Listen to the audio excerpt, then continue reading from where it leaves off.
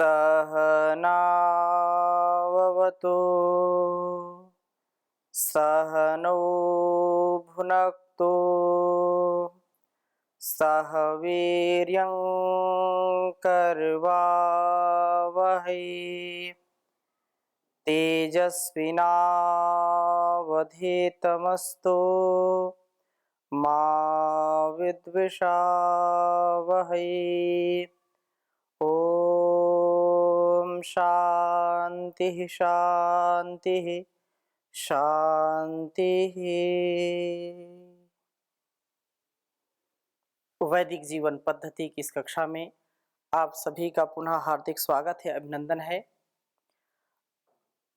माता पिता गुरु आचार्य का यह कर्तव्य होता है कि उसकी संतानें, उसके शिष्य सदा सुपथ की ओर आगे बढ़ते जाएं, सुपथगामी हो, कभी भी कुपंथ की ओर ना चलें, ना प्रवृत्त हो। अज्ञानी से अज्ञानी, अल्पज्ञ से अल्पज्ञ, सामान्य, मध्यम और उत्तम मेधा वाले माता पिता या जो भी इस संतान और इस शिष्य की सदा शुभकामना ही करते हैं, उसके लिए सदा शुभ भावना से ओतप्रोत होते हैं। यह बहुत बड़ा सौभाग्य होता है। वे संतानें, वे पुत्र पुत्रियां सबसे बड़े सौभाग्यशाली होते हैं जिनके माता पिता गुरु आचार्य धार्मिक विद्वान हो, अध्यात्म का जिनके जीवन में समावेश होता है। बिना अध्यात्म जीवन के, अध्यात्म विचारधारा के कभी भी गृहस्थ सुखमय जीवन नहीं व्यतीत कर सकते हैं। तो सुखमय गृहस्थी जीवन हम कैसे बिताएं? गृहस्थी में जो सुख का सबसे बड़ा उदाहरण माना जाता है या सुख का जो केंद्र होता है, वो होता है संतान, वो होता है पुत्र के रूप में या पुत्री के रूप में। तो प्रभु को हृदय से दीप्त करने वाला यज्ञशील व्यक्ति, उसको अपने दिव्य गुणों से युक्त करने वाला वह परमपिता परमेश्वर उसको दिव्य गुण और दिव्य संतान भी प्रदान करता है, उत्तम संतान प्रदान करता है, जो उसकी सन्निधि में, उसकी भक्ति में और उसकी आज्ञाओं का जो पालन करते हैं, अर्थात कल्याणी वेदवाणी की जो महिमा को जानते हैं, समझते हैं, सुनते हैं, तदनुसार अपना जीवन जीते हैं। उत्तमोत्तम सुख, संपत्ति, समृद्धि, यश, कीर्ति का एक मूल उपाय है कि हम वेद अनुकूल आचरण करें। आज संसार के लोगों को हम देखते हैं, धनवान कितना हो, बुद्धिमान कितना हो, बलवान कितना हो, पहलवान कितना भी बड़ा हो, लेकिन मानसिक रूप से सब दुखी हैं। सुख तो अपने अंदर है, परस्परता में है, इसलिए सुख समृद्धि के लिए हमारा उत्तम आचरण होना चाहिए, उत्तम गुणों से युक्त हमारा व्यक्तित्व होना चाहिए और अच्छी संतानें, अच्छे शिष्य भी सुख देने में अपनी बहुत बड़ी भूमिका निभाते हैं। तो ऐसा ही एक वेद मंत्र आपके समक्ष मैं प्रस्तुत करता हूं और ऋग्वेद के प्रथम मंडल का स्वाध्याय कर रहे हैं, जिसमें से 140वें सूक्त तक हमने चर्चा की थी और उसके बाद 141वें सूक्त में तो उत्तम संतान, उत्तम धन, उत्तम संतान की कैसी उत्तमता होनी चाहिए, इसी पर बहुत ही सुंदरता से यहाँ पर उपदेश किया गया है। तो हम सुसंतान को प्राप्त हो, प्रभु हमें उत्तम धन, उत्तम संतान प्राप्त कराते हैं। वे संतान को हर प्रकार से यहाँ अभ्युदय और निःश्रेयस की प्राप्ति कराते हैं। अभ्युदय और निःश्रेयस इन दो प्रकार से अपने जीवन को जीने वाले होते हैं। संतान की उत्तमता के लिए भी कहा है कि संतान स्वयं उत्तम जीवन वाली होती हुई माता पिता की उत्तम स्थिति का कारण बने। यह संतानों के लिए भी परम आवश्यक है और इसलिए इस वेद मंत्र में कहा है कि हमारा जो संतान बहुत ही उत्तम ज्ञान ज्योति वाला हो, जीराश्व गतिशील होना चाहिए, उसमें इंद्रिय जय का भी सामर्थ्य होना चाहिए। अलग अलग वेद मंत्रों में अलग बहुत ही सुंदरता से यहाँ पर वर्णन किया है। और 13वें मंत्र में भी ऐसी बात कही कि हमारे स्तोत्र कर्मयुक्त हो, हमारी संतानें व हम प्रभु के स्तोत्रों का उच्चारण करने वाले बने। हम स्वाध्याय करने जा रहे हैं 142वें सूक्त के पहले मंत्र का, जिसमें बहुत ही सुंदरता से वर्णन किया है कि दिव्य गुण व उत्तम संतान। मैं इस वेद मंत्र को आपके समक्ष लिखता हूं, फिर आगे चर्चा करूंगा। ओम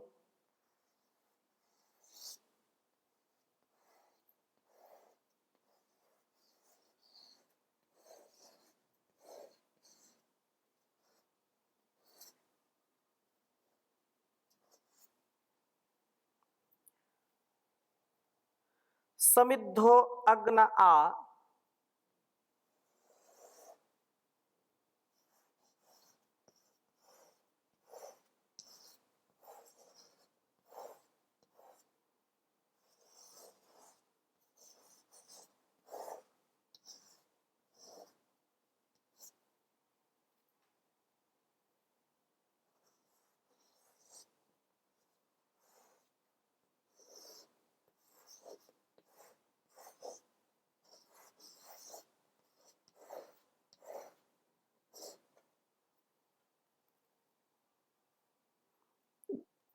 वह देवाम अद्य यतस्तृचे।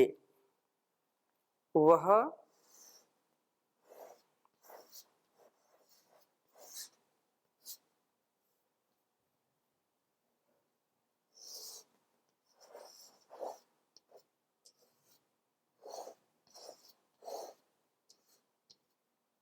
अद्य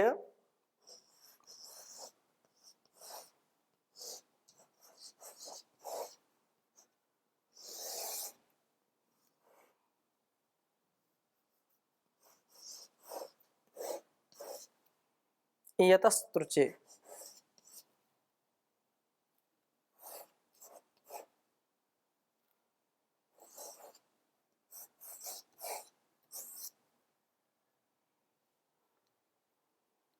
तंतुम तनुष्व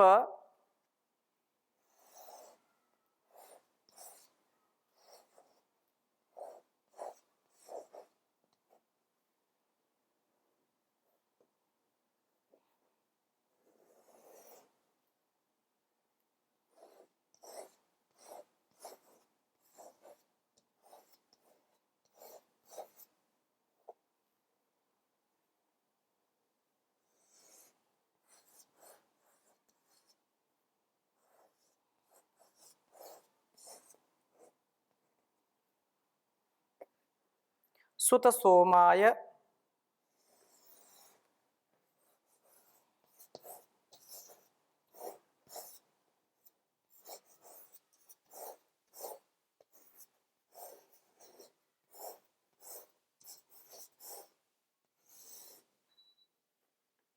पूर्व्यं सुत सोमाय दाशुषे।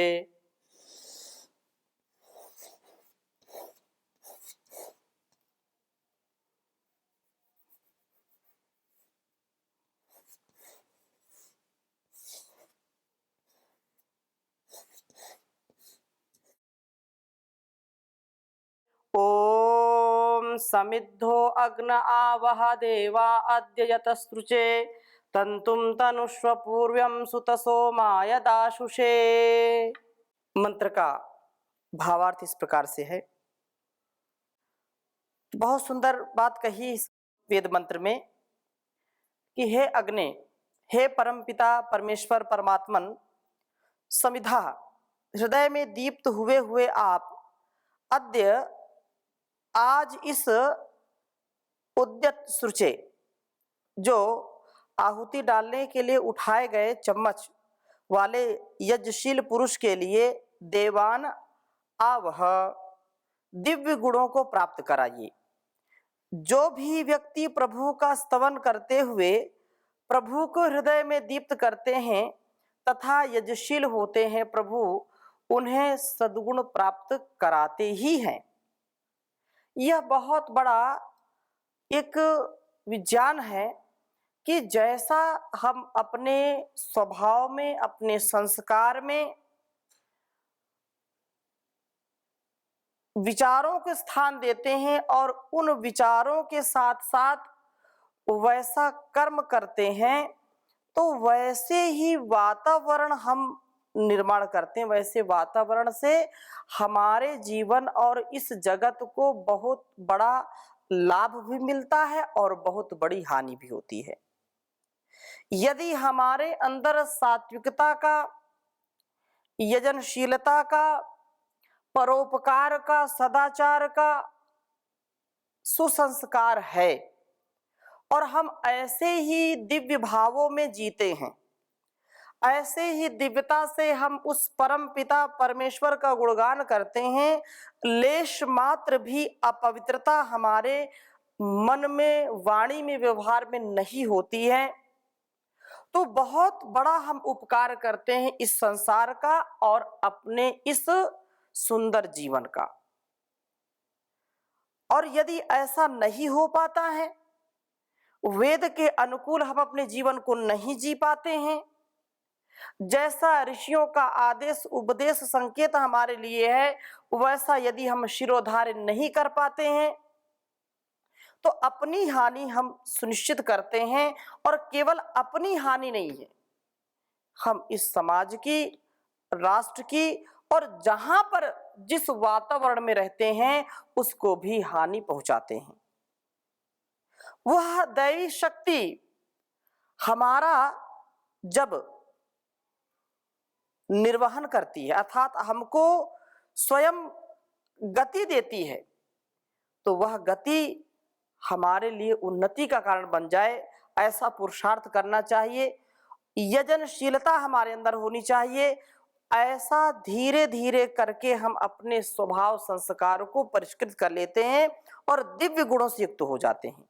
एक बार भी यदि हमारे मन में गलत विचार आता है तो वो बहुत बड़ा वृक्ष बन करके जाता है, उसके फल हमको खाने ही पड़ेंगे।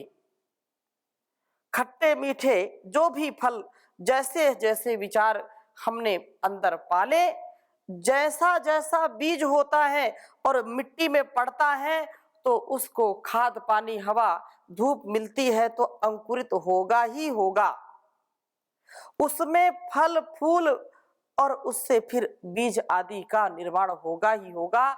ऐसे ही इस मन मस्तिष्क में हमको विचार करना चाहिए कि यदि हम उस परम पिता सर्वशक्तिमान प्रभु का गुणगान करते हैं, उस भगवान का चिंतन करते हैं, तो ऐसा हो ही नहीं सकता कि हमारे अंदर पवित्रता ना आए।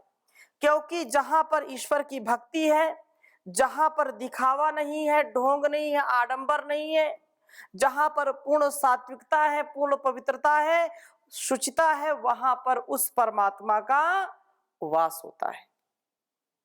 वो सदा उस व्यक्ति के अंदर निवास करता है और उसको अपनी प्रेरणाओं से, दिव्य प्रेरणाओं से ओतप्रोत करता है, जिससे उसका जीवन भी सद्गुणों की खान बन जाता है। उद्देश्य उसका सफल होता है इस जहान में आने का। और यही प्रार्थना इस में कही है कि हे प्रभु, आप हमको सद्गुण दीजिए। जो हृदय में उस प्रभु को ध्याते हैं, उसका स्मरण करते हैं, उसकी आज्ञा का पालन करते हैं तथा जो यज्ञशील होते हैं, प्रभु उन्हें सद्गुण प्राप्त कराते ही हैं, इसमें कोई संशय नहीं रखना चाहिए। यदंगदाशुषे त्वमग्ने भद्रम करिष्यसि तवेतत् सत्यम अंगिरः अहमेव स्वयं इदं वदामि जुष्टम देवे भी वृत मानुषु भी यम यम कामय तम उग्रम कृणोमि तम ऋषिम तम सुमेधाम। अलग अलग उसको दिव्य गुणों से युक्त कर देते हैं। उसको तम ब्रह्मांडम, उसको ब्रह्म का ध्यानने वाला, ब्रह्म का चाहने वाला उसको बना देते हैं, उसको ऋषि बना देते हैं। यह प्रभु का संकल्प है, यह प्रभु की हमारे लिए बहुत बड़ी सौगात है, प्रभु का आश्वासन है। उसको हर प्रकार से ना में भक्तः प्रणश्यति, ना प्रणश्यामि ना प्रणश्यामि। अपने जीवन को हम यदि आगे बढ़ाना चाहते हैं तो वेद भी कहता है ना मरिष्यति ना मरिष्यति, नहीं तुम मरोगे नहीं, डरो मत। तुम अपने गुणकर्म स्वभाव को उत्तम बनाओ तो तुम्हारा कल्याण अवश्य ही होगा। ऐसा यदि विचार करते हैं, ऐसे यदि सद्व्यवहार सद्विवेक से जीवन को चलाते हैं तो कहा है कि हे प्रभु सुत सोमाय। जिस व्यक्ति ने अपने शरीर में सोम का, वीर का संपादन किया है, जो जितेंद्रिय होकर के जीवन को जिया है, और दासुषे जो आपके प्रति अपना अर्पण करने वाला है, सब कुछ समर्पण करने वाला है, उसके लिए आप पूर्वम सदा पूर्व स्थान में होने वाले अर्थात उत्तम गुणों की प्राप्ति में सदा आगे रहने वाले तंतुम संतान को तनुष्व विस्तृत कीजिए। ऐसे संतान को प्राप्त कराइए जो गुणवान हो, बुद्धिमान हो, बलवान हो, ऐश्वर्यवान हो, हर प्रकार से जिसके अंदर सामर्थ्य ही सामर्थ्य हो, और वह जरूर देता है ईश्वर। तो प्रभु को हृदय में दीप्त करने वाला यज्ञशील व्यक्ति उत्तम गुणों को प्राप्त करता है। सोम का संपादन करने वाला दासवान पुरुष को प्रभु का आशीर्वाद मिलता है, वरदान मिलता है, और उत्तम संतान उसको वह प्राप्त कराते हैं। आज का जो समय है बहुत ही दयनीय स्थिति में है कि कुछ संतानें जो हजारों लाखों में से माता पिता, सैकड़ों में हो सकता है कि अपवाद में मिल जाए, कि अपने माता पिता, अपने गुरु आचार्यों का सम्मान करते हुए उनकी आज्ञा का पालन करते हैं। 90 से 99% एक औसत, इससे कम ज्यादा भी हो सकता है, माता पिता की बात नहीं सुनते बच्चे।